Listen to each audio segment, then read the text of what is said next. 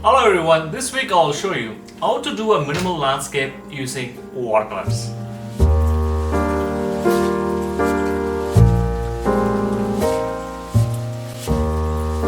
Welcome to my home studio where I share my passion for watercolor paintings. My name is Dinesh. Did you know that you can create stunning landscape using just a few techniques and fewer brushstrokes? The answer is minimalist landscapes. Minimalist landscape watercolor paintings emphasize simplicity and the beauty of open spaces, using fewer elements and colors to create a calm, peaceful vibe. I'll guide you through the step-by-step process of creating minimalist landscapes, including choosing the right colors, techniques for layering, and tips for achieving a beautiful composition. Before we dive in, be sure to hit the subscribe button to become a part of our ever-growing creative community. Now, without further ado, let's get started, everyone. Let's analyze our reference before we jump on to the painting part. So any painting I do, I usually try to simplify my reference because we don't have to capture everything as it is because we are not cameras. So being said that we are doing a minimal landscape, there's one thing which is really important in a minimal landscape is making our reference so simplified so it's easy to paint. So the easiest way I think about is thinking in terms of background, midground, and foreground. When you see the reference, our background is clearly the sky and the mountain which in distance. The midground elements are the mountains and the dark trees, and there's a light tree which is behind the houses. So the foreground elements would be the houses and the snow which is covered in the foreground. So in this way, when we paint, we can also layer it in such a way that we're starting with the background, midground, and the foreground. So there's also one thing you have to keep in mind. Even though we are doing a minimal landscape, we have to think about composition. So the first thing I kept in mind is not splitting the composition in half. So it's 1/3, it's already good in the reference. And I'm also thinking about the leading lines, which is on the foreground to the midground to the background. So this is kind of like a little bit not leading as that good. So I changed the composition in my final painting. You can see that in the final painting, I changed quite a bit just to create a really nice composition. And you can see the leading lines are totally different because I want one line to come in and one line to go out. And you can also see that I also changed the house shape, which is in the foreground. And there's also a house at the back, which is kind of hiding in the snow. I also bring that up. So just to create a really nice, visually pleasing painting. As for the supply goes, I'm using Bowang watercolor paper rough surface 300 GSM, and you could use any watercolor paper you want. And for the paints, I'm using Winsor Newton professional grade watercolor paints, and you can also use any other paints you want as well. Let's start with the light sketch. What I'm doing I'm usually thinking about the big shapes first. The foreground is kind of this triangle shape. I'm putting the leading lines. And there's also this mountains which is also going inside as well. I'm trying that out. And you can see that you can barely see, I can barely see like when I'm just recording this video on a smaller screen because the video is a little bit smaller, but you should be able to see the lines a little bit. I'm starting with the foreground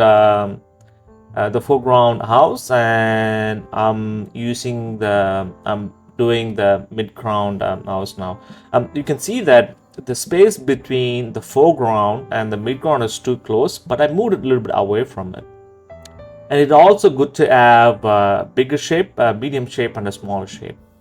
And I'm going to start with the sky, simple stroke. Just using a simple stroke, using Cobalt Blue and a Cerulean Blue at the bottom. That's it. And nothing else. And you can see that I'm trying to keep strokes as minimal as possible. So I'm taking some tissue paper. I want to bring some clouds back, and I'm also adding another more layer just to create a little bit of texture on top. Now let's add the shadow for the mountains. Again, I'm using a little bit of blue and a little bit of yellow ochre in it, and you can use any blue you want. I'm just blocking the shadows of the mountains. Again, you can see that the amount of strokes I'm using. I'm trying to take that paint, I'm just trying to keep it wherever the shadows are. So I can get like some really sharp edges and soft edges as well. And this is the texture I want to capture of the things which are in the midground, and you can see that I'm holding the brush in a 90-degree angle. I'm placing the paint on top of it, and this is the darker trees. I'm combining into one single shape as possible. For this, I'm using French Ultramarine Blue and a little bit of neutral tint and a little bit of purple in it. So I have different color variation. So I'm using the exact same technique, holding the brush as a pencil. I'm trying to block the small tiny trees. Again, not trying to cut up on details or anything, just to try to create the texture, as it is. And you can see that as soon as we have the dark shape, that looks really nice. So we have a light shape, dark shape, then we're going to have another light shape in the foreground. So that creates a really beautiful contrast. Even though we are doing a minimal landscape, we have to keep that in mind. And the trees in the foreground I made a little bit smaller. And I'm going to use the white paper, and I'm just trying to create a pattern here and there, just to bring the strokes at the bottom so that it kind of looks like a tree covered in the snow. And you can see that in a matter of seconds we're able to do it. And again, the trees in the midground, I want to have some shadow which is underneath, so I want to do that. And I don't know, in the reference it kind of looks blue, but when I saw the reference in my iPad while I was painting, there's a little bit of warmth in it. So I'm going to put a little bit of yellow ochre and a little bit of blue in the front. So let's add the shadow for the mountains, and I'm using a little bit of blue and cobalt blue and a little bit of neutral tint in it. So it's kind of like a cool shadow on top of it. Again, you can see that on edge of the mountains, I'm placing the paint and I'm just trying to create a gradient from top to bottom. And just by adding that, you could see that we already created a really nice three-dimensional shape to our mountains. And this exact technique I was using for all the shadow shape. So I placed the darker shape at the top, and I used a little bit of clean water to bring it down to create a gradient. On the top left of the mountain, I try to keep it minimal because our focal point is the house and the shadows, which is exactly in the foreground.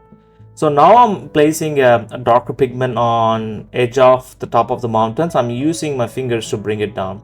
So that creates a really nice flow to the mountains as well. Let's focus on the houses. I start with the midground house. This is the house which I kind of lifted up, and in the reference you can see that it's hiding in the snow. And you can see the strokes I'm using it, like it's really minimal. First I'll make the shape at the top and making sure to break it so it kind of looks like the snow deposit, and it's kind of like the ice on the tip of the edge of the houses. And I'm using sepia and a little bit of burnt sienna for it. And I'm also skipping some of these planks, and you can also see at the bottom I want to create this bump in front of the house as well. Before it dries out, I'm going to have another darker value on top of it just to have a different values on it. And you can see that I'm keeping my strokes really minimal and not to worry about anything else, about the details or anything. Again, it is really necessary when you're painting a minimal landscape. We have to think everything in shape and simplify everything for us so it's easy to paint for us. And you can see that I started the dark shape in the midground building, the midground house, and you can see that I put a darker value. I used the sepia for it, and I used a little bit of purple, yellow ochre, and a little bit of white in it to create the lighter planks first. And after that, I will just add a darker value on top of it. Since it's watercolor, it's going to blend and bleed, and it will create a really nice texture for the planks and everything. And for the roofs and the roof which is on facing the other side, I left it as it is as white. So now I'm going to create some snow. So I put a little bit of blue paint and I use clean water to create a gradient. And that will help us to create this snow deposits on top of this mountain. When you do this, make sure think about the flow of the deposit on the mountain, and you can see the reference, and you can also make it up too. It doesn't have to be exactly the same. For the foreground, this is a technique sometimes I use. I wet the paper with clean water and I apply the paint and it bleeds and creates this really nice transition for us. Again, when you do this snow deposit, make sure it's clean and faster and really smooth, and be confident and don't fiddle with it. And the last step is to add the shadow for the houses, and I let it dry, the washes in the foreground. And now I'm using really nice purple because it's kind of warmth in the snow, really nice contrast by adding the shadow on top of the snow. I'm just creating the shadow a little bit here and there, but then you can see that just by adding that, it anchors the house on the snow. And this is how the landscape looks like at the end. And use this tutorial and apply the techniques what I've showed today. Think about composition, think in simpler shapes, and try to change everything, but don't try to paint as it is. And use fewer brush strokes and don't caught up on details from a reference. And apply this using my reference or create your own reference, and let's see what you can come up with. Thank you once again for watching this painting tutorial. Please feel free to share your thoughts on the video in the comment section below.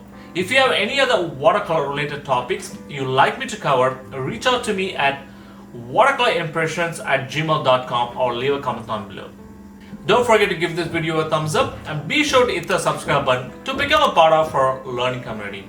By subscribing, you'll receive weekly upload notifications and stay updated on our channel and share with your fellow artists, friends and family. And good luck with your painting, folks.